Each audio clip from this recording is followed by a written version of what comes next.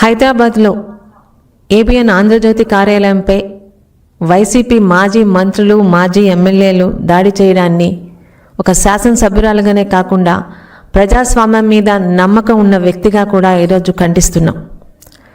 ఇది ఈరోజు ఏబిఎన్ మీద జరిగిన దాడి పత్రికా స్వాతంత్రం మీద, పత్రికా స్వేచ్ఛ మీద, అలాగే ప్రజాస్వామ్యం మీద జరిగిన దాడి. ఇందులో ఎటువంటి సందేహం లేదు. వాస్తవాలు వెలుగులోకి తీసుకొచ్చే మీడియాల మీద, మీడియా సంస్థల మీద దాడి చేయడం అన్నది వైసీపీ నాయకులకి వెన్నతో పెట్టిన మిథ్య అన్నది చరిత్ర చెప్తూనే ఉంది.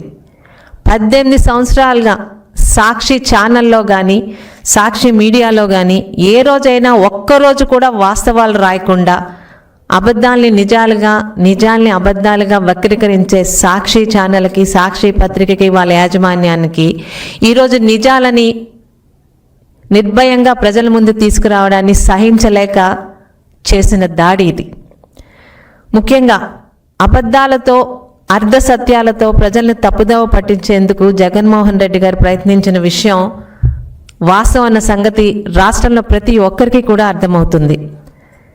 ముఖ్యంగా ఘోరాతి ఘోరమైన రాతలు ఏంటంటే, సాక్షి టీవీ ద్వారా, సాక్షి పత్రిక ద్వారా ముఖ్యంగా వైసీపీ నేతలు గత అధికారంలో ఉన్న 5 సంవత్సరాలు తెలుగుదేశం నాయకుల మీద, ముఖ్యంగా మాలాంటి మహిళా నాయకురాల మీద మీరు రాయించిన రాతలు కనీసం కుటుంబ సభ్యులతో కలిసి కూడా చదవలేనంత నీచమైన రాతలు. మరి అలాంటి రాతలు రాయించిన మీ సాక్షి పత్రికని మేమేం చేయాలన్నది మీ విజ్ఞతకే వదిలివేస్తున్నాం. ఈరోజు ప్రజాస్వామ్య వ్యవస్థలో 4వ స్తంభంగా నిలిచి ప్రజలకి అండగా నిలబడేటువంటి మీడియా సంస్థల మీద దాడులకు పాల్పడడం అన్నది వైసీపీ నేతల, వైసీపీ పార్టీ తాలూకా దిగజారుడు రాజకీయాలకి ఇది ఇంకొక ఉదాహరణ. 5 సంవత్సరాలు వైసీపీ అధికారంలో నిజాలని నిర్భయంగా రాసే పత్రికల మీద ఎలాంటి దాడులు చేశారో గత 5 సంవత్సరాలు రాష్ట్ర ప్రజలు చూస్తూనే ఉన్నారు.